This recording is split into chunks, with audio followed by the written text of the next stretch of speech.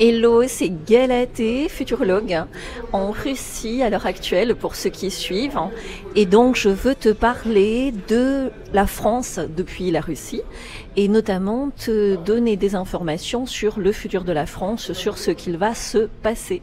Donc merci pour ceux qui me découvrent de vous abonner, merci aux abonnés les plus fidèles de liker, merci pour vos commentaires.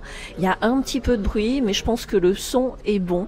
Donc vraiment ici on a un max de recul sur les événements en France et on voit surtout que au-delà des événements actuels en France et de ces derniers mois et de ces dernières années, la déchéance de la France a été largement programmée, a été largement orchestrée par des pouvoirs, pour te le dire clairement, occultes, pour justement essayer de dénaturer la France de sa force spirituelle, de sa force de résilience et de son potentiel de rayonnement dans le monde, de rayonnement dans les valeurs de la vie, dans les valeurs du beau, du bon, du vrai. Où y a-t-il une gastronomie aussi extraordinaire qu'en France? Où y a-t-il d'autant bons produits qu'en France? Où y a-t-il autant d'êtres dans la francophonie qui aspire comme ça au bon, à l'art de vivre, qui est quelque chose de vraiment typiquement français? Eh bien, c'est unique au monde. Donc même si en Thaïlande, il y a une très belle gastronomie, même si en Russie, on peut aussi très très bien manger, même si il y a d'autres pays où l'art de vivre est développé, il faut quand même se rappeler qu'en France, nous avons une équation absolument unique et divine par la diversité des régions, par l'historique des productions agricoles, des traditions également régionales. Nous avons un éventail comme ça absolument divin, d'un paradis sur terre, dans la mesure où personne nous fait iche, personne nous vole nos biens, nous vole notre temps, nous vole notre énergie, comme c'est le cas depuis des décennies. Donc dans ce qui est orchestré, tu l'as compris, ils orchestrent également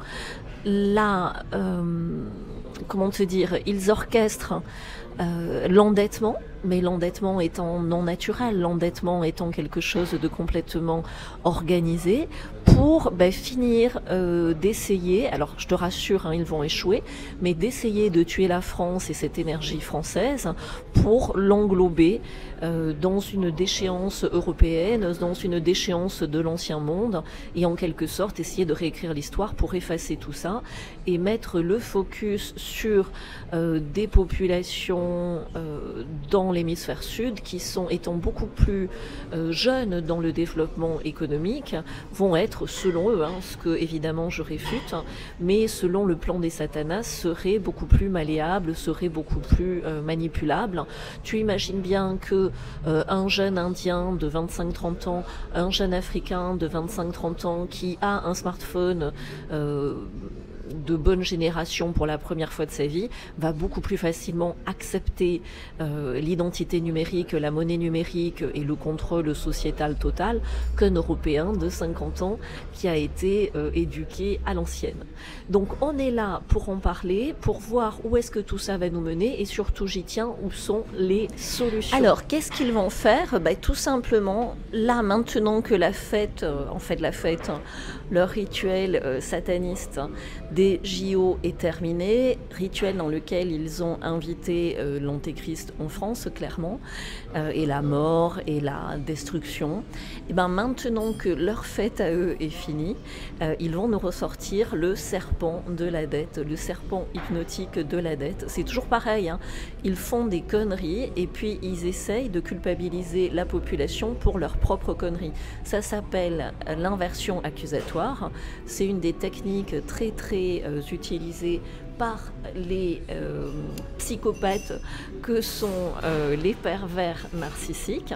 Donc dans une magnifique inversion accusatoire, ils vont nous accuser de la dette et du coup, comme c'est notre faute, nous les Français, ils vont vouloir nous faire payer les pots cassés de cette dette à la sauce grecque, comme ils l'ont fait avec la Grèce, si tu veux. Moi, à un moment donné, en faisant rentrer la Grèce dans l'Union européenne, ils ont fait des cadeaux et tout ça s'est retourné contre la Grèce puisque la Grèce a été en quelque sorte démise de sa nationalité et a été complètement annexée par des oligarques européens et autres. Bref, dans le cas de la France, c'est exactement le même plan. Ils veulent dépecer la France parce qu'il y a encore de très belles choses en France. Il y a encore de très beaux châteaux, il y a encore de très beaux vignobles, il y a encore de très beaux hectares agricoles, il y a encore de très beaux bâtiments historiques. Donc comme ils l'ont fait en Grèce en achetant après la crise en Grèce des îles, etc., ils veulent comme ça acheter des parts entières. T'as qu'à voir ce que Bill Gates rachète en termes d'hectares et de milliers d'hectares aux États-Unis. Tu as qu'à voir aussi en Ukraine tout ce qui a été racheté en termes d'hectares par des firmes multinationales. Tu imagines bien qu'ils veulent racheter la France, mais ils veulent l'acheter à bas prix, donc autant la mettre plus bas que terre entre-temps, et dans une inversion accusatoire, accuser les Français d'être responsables de ce désastre par la dette.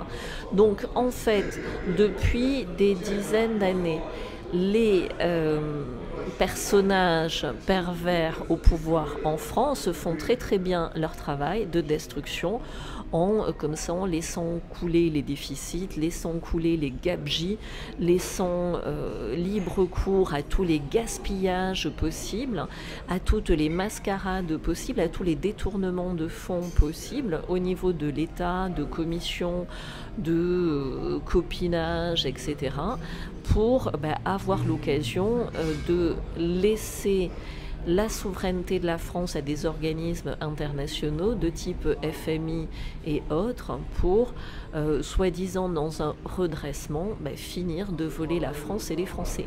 Donc la dette est abyssale, est impossible à rembourser et la seule option provisoire, dans des petites mesures, c'est de finir de tuer le service public à la française et même si cela paraît impossible, d'augmenter l'imposition. Comment? En faisant un vol pur et simple sur l'épargne des Français. Ça fait longtemps que c'est dans les tuyaux.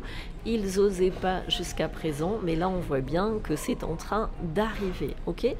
Donc comment est-ce qu'on peut y échapper? Comment est-ce qu'on peut s'en prémunir? Au-delà de comprendre la situation, ce qui est déjà extrêmement positif, parce que ça permet d'éviter de tomber dans le piège de la colère trop forte, parce que même le simple fait d'être en colère contre ses dirigeants, si tu veux, c'est une perte d'énergie, puisque ta propre... tu peux être en colère, mais dans ces cas-là, tu dois utiliser cette colère comme une énergie transformatrice de ta propre vie, pour créer ton propre plan d'évasion. Je t'en parle ici maintenant de façon synthétique. Juste avant, je veux te faire un petit récap des événements, parce que s'ils te disent comme ça à la télé, voilà, on va voler votre épargne, évidemment, ça va pas avoir autant d'efficacité que s'ils font comme ils l'ont fait avec le Covid, tout un tas d'événements soi-disant extérieurs qui amènent à cette conclusion. Donc je vais te donner les quelques événements qu'ils prévoient et qu'ils ont planifié pour amener à forcer le consentement des Français pour que les Français eux-mêmes donnent leur consentement dans le vol de leur épargne. Tiens-toi bien, les événements sont énormes. Tu vas voir qu'il y a à la fois les deux forces comme ils font toujours, c'est-à-dire que c'est divisé pour mieux régner, donc il y a à la fois de l'opposition contrôlée qui va jouer un jeu, qui est planifié depuis longtemps. Je reprends mon souffle et je te synthétise tout ça de suite. Le premier, tu le vois déjà dans la propagande des médias, c'est de te mettre partout ce serpent de la dette avec des chiffres absolument incroyables en menaçant de l'élévation des taux d'intérêt et du coup de la mise sous tutelle de la France. Donc c'est à la fois un effet d'annonce, mais c'est déjà une réalité. La France est sous tutelle, la France a perdu sa souveraineté depuis, même avant Pompidou, on peut le dire, depuis à peu près la fin de la Seconde Guerre mondiale. Mais le premier événement, c'est cette propagande massive sur cette mise sous tutelle de la France à venir, alors qu'elle est déjà réelle et qu'elle est déjà une réalité depuis des dizaines d'années. Ok, abonne-toi si tu me découvres ici parce que je te fais gagner beaucoup de temps. Un futurologue analyse des données, les synthétise, Ma particularité, c'est aussi de faire appel à mon intuition pour nous faire gagner du temps à tous vers notre futur désirable. Chaque fois qu'il y a une période difficile, cette période est éphémère et d'autant plus éphémère quand tu poses les bonnes actions au présent pour t'en sortir au futur. Ok, c'est parti pour le deuxième événement. Le deuxième événement, donc, c'est de créer de la contestation le plus possible, de la division. Comment? Il n'y a plus de police, il n'y a plus de justice, il y a une immigration, alors incontrôlée, non. Ils laissent rentrer et même ils invitent des délinquants, des malades, des gens mal intentionnés, voire des forces armées occultes. Quand tu vois que les migrants sont sans famille et que c'est des jeunes hommes, tu le vois en Allemagne, à qui on a promis de pouvoir violer tout le monde en Europe sans poursuite. Je te dis ça, j'exagère à peine, mais je ne sais pas si ça va passer. D'ailleurs, peut-être que je me calme un peu par rapport à l'Inquisition sur YouTube. Donc bref, tu as cette immigration volontaire de personnes qui ne sont pas du tout là pour s'installer de façon pacifique, et qui sont là pour piller, qui sont là pour... qui sont pas bien, si tu veux. Entre un migrant italien qui venait avec sa famille dans les années 40 ou 50 pour s'installer et faire sa vie en France, et une certaine immigration que tu as depuis pas longtemps, depuis 3, 4, 5 ans, que ce soit en Allemagne, que ce soit en France, tu vois bien que la déstabilisation, le chaos et la guerre, la pré-guerre civile organisée, où à un moment donné, comme on l'a vu en Angleterre, ce sont les autochtones, c'est-à-dire les peuples vivant ici depuis le plus longtemps, sont obligés de faire justice eux-mêmes, puisqu'ils ne peuvent plus compter sur l'État, ils ne peuvent plus compter sur la police. Au contraire, la police agresse non pas les délinquants, mais agresse les autochtones pacifiques. Donc ça, c'est le deuxième événement. Toujours plus de chaos par toujours plus de micro-événements, attaques au couteau et autres, pour créer un maximum d'insécurité et finir à leur objectif qui est écrit partout, d'abord en Angleterre et puis après en France, qui est l'objectif de la guerre civile, du chaos, qui leur permettent d'imposer des mesures de contrôle drastiques. La suite, tu la veux? T'es toujours là? Ouais. Donc la suite, évidemment, c'est le changement de constitution. Alors pour donner un peu d'air à tout ça, c'est la démission, la fuite à l'étranger ou la destitution d'Emmanuel Macron, plutôt sur la fin d'année, début 2025. Et à partir de là, une nouvelle constitution. C'est là où la manipulation est la plus perverse, parce que sous prétexte de cette nouvelle constitution, les voix d'opposition sont entendues, mais comme toujours, par rapport aux fausses élections, ça sera des faux référendums, et ce qui en accouchera, même si au départ il y aura eu beaucoup de bonnes choses dans la nouvelle constitution, ce qui en sera définitivement retenu sera complètement épuré, nettoyé des bonnes intentions de la population française, pour ne garder finalement au travers d'une nouvelle constitution qu'une gouvernance européenne tout azimut.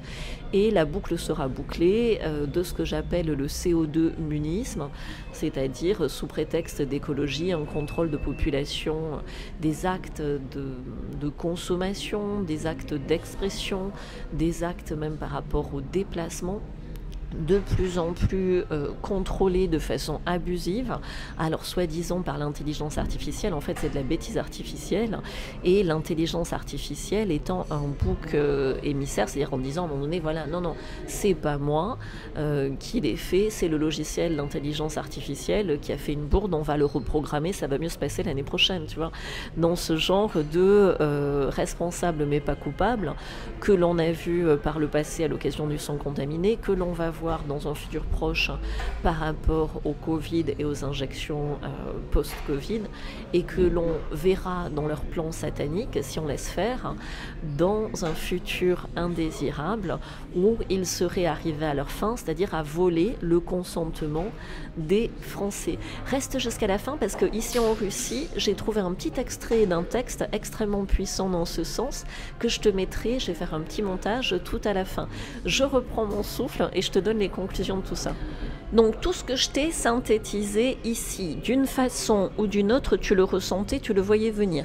L'avantage de la futurologie et de mon rôle en tant que futurologue, en te disant en avance et de façon surtout synthétique ce qu'il va ou ce qu'il pourrait se passer si on laissait faire, ben ça te permet, en prenant conscience de leur organisation des événements, ben si tu veux, évidemment à l'avance de dire non, hors de question, et du coup de déjà, ne serait-ce que dans ta tête, refuser de donner ton consentement, le consentement étant souvent donné de façon passive, et du coup de préparer ton plan d'évasion.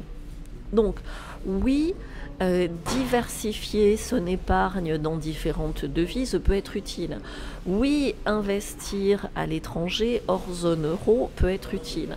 Mais le principal objectif d'un plan d'évasion aujourd'hui est d'investir sur soi, parce que même si leur plan marchait, même s'ils arrivaient sur une partie amorphe de la population française à forcer le consentement et arriver jusqu'au vol de l'épargne, oui je t'ai pas dit comment est-ce qu'ils vont voler l'épargne, dans cette nouvelle constitution il y a une nouvelle, c'est comme ils avaient fait avec les emprunts russes à un moment donné, il y a un nouvel emprunt comme ça européen ou francophone de reconstruction qui garantit, alors ils peuvent faire un effondrement monétaire de l'euro, mais tu récupères ta mise si tu l'achètes en bon du trésor de reconstruction CO2 munisme européen, et du coup en valeur numérique tu récupères la valeur que tu as perdue en numéraire, et c'est comme ça qu'ils forcent ton consentement.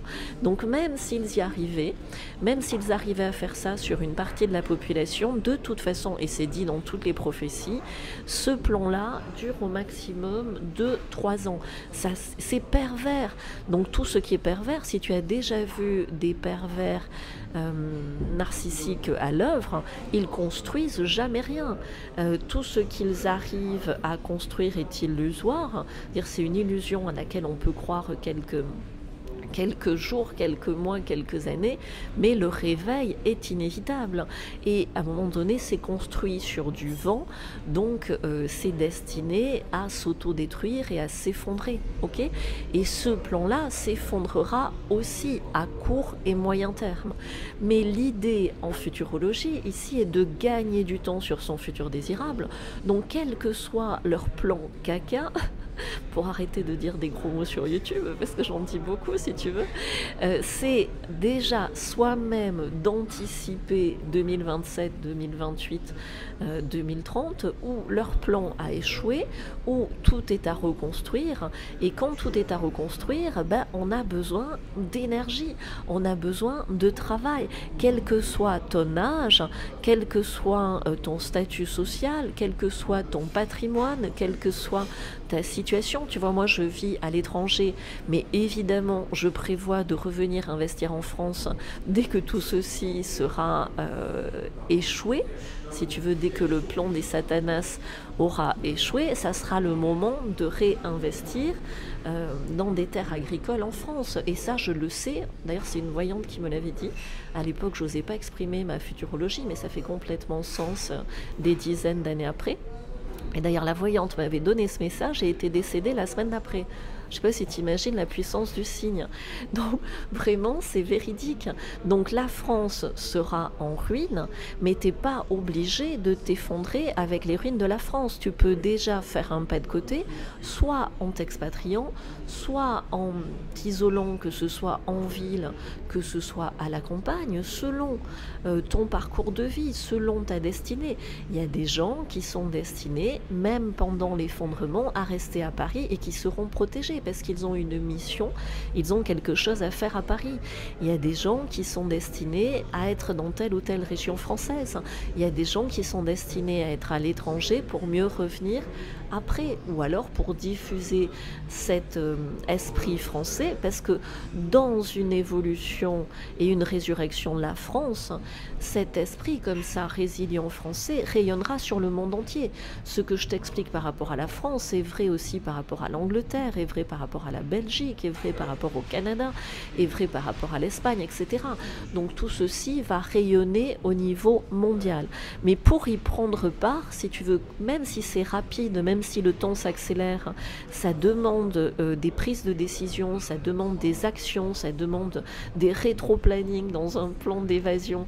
Alors plan d'évasion physique ou plan d'évasion, si tu veux, technique, parce que tu peux t'expatrier en restant en France, mais en fait l'idée est de se déconnecter complètement de l'ancien système, de façon légale, de façon progressive, mais de façon certaine. Mais ça demande de comprendre aussi les indices dans ta destinée, les indices dans ton passé, qui ont fait que ta voie de sortie est dans telle direction. Et pour ça, nous agissons avec mon équipe de plus en plus en privé pour dénouer des destinées, pour permettre de retrouver les cadeaux cachés du passé et du coup de voir où est ce plan d'évasion, de voir où est ce futur désirable et par tout un tas de mini-étapes, de petites étapes simples, de voir comment y arriver en 1, 2 ou 3 ans. Et 1, 2 ou 3 ans, ça peut te paraître long, mais ce qu'on va établir dans ces années-là va durer et se déployer sur les 20 prochaines années. Donc c'est extrêmement précieux puisque le temps, au-delà de l'argent, le temps est ce que nous avons de plus précieux. Donc oui, mes pronostics pour la situation en France sont négatifs et en même temps extrêmement positifs quand tu décides d'ores et déjà de faire un pas à l'extérieur, de faire un pas hors système et de prévoir de reconstruire la France du futur, la francophonie du futur, que ce soit dans un domaine de santé, que ce soit dans un domaine agricole, que ce soit dans un domaine viticole, que ce soit dans un domaine de la mode, que ce soit dans un domaine artistique, culturel, que ce soit dans un domaine de réinfo historique. Et là, c'est un énorme chantier aussi. Chacun, par rapport à sa vie, a une reconstruction personnelle et du coup aussi collective à partager. Donc c'est pour ça qu'on met de plus en plus de rendez-vous. Alors ils sont souvent de suite pris. Donc on mettra un lien en description et en premier commentaire. Ça s'appelle un rendez-vous GPS. C'est complètement offert de réorientation professionnelle et personnelle dans ce chaos pour justement trouver sa voie, trouver sa direction. Et au plus tôt tu te mets en action dans cette voie, dans ce plan d'évasion, au plus tôt tu sens la protection divine et tu sens que tout le plan des satanas te passe complètement au-dessus. Ok ? Voilà ce que je voulais vous partager. Donc oui, Macron va partir. Oui, la France se réveille et les Français se réveillent de plus en plus, mais il y a énormément de pièges dans cette évolution que je vous invite à éviter. J'en reparlerai sur la chaîne, donc merci de vous abonner. Mais dans ce réveil collectif, alors il y a des oppositions qui sont sincères, il y a des résistants qui sont sincères, mais il y a aussi énormément de manipulations pour diviser, pour mieux régner, et les forces occultes au pouvoir, entre guillemets, elles n'ont pas vraiment de pouvoir si ce n'est celui de s'autodétruire, mais sont bien au-dessus de Macron ou de Brigitte, sont bien au-dessus du Conseil constitutionnel, sont bien au-dessus de l'Europe aussi, mais leur temps est terminé sur Terre, donc leur seul succès, c'est de gagner un peu de temps, et vous, votre seul échec finalement est de perdre un peu de temps dans ce réveil massif qui est annoncé depuis le Covid. À très vite pour de nouveaux pronostics en futurologie. Après la France, je vais vous parler du monde. Donc abonnez-vous, on gagne un temps précieux ici vers nos futurs désirables. Yes, yes, yes, c'est ouverture, tu vois, opportunité. Love, love, love. Pour l'amour des autres, mais qui débute par l'amour de soi. Go, go, go. On arrête d'avoir peur, ça sert à rien. On arrête de procrastiner, de perdre du temps. On y va, on y va, on y va. Et ceux qui me disent, je vais réfléchir, non. T'as déjà trop réfléchi. Vas-y, fonce. Une Merci. nuance éternelle, car les idées trop basses s'impriment et nous espacent. Esprit communautaire, son d'un commun austère. Ô Français, tu es libre, dans chacune de tes fibres, la conscience, elle est sans bruit, que les actes, ils soient jolis. Révolution sans R, évolution dans l'air, changeons à l'intérieur, l'État en crève de peur.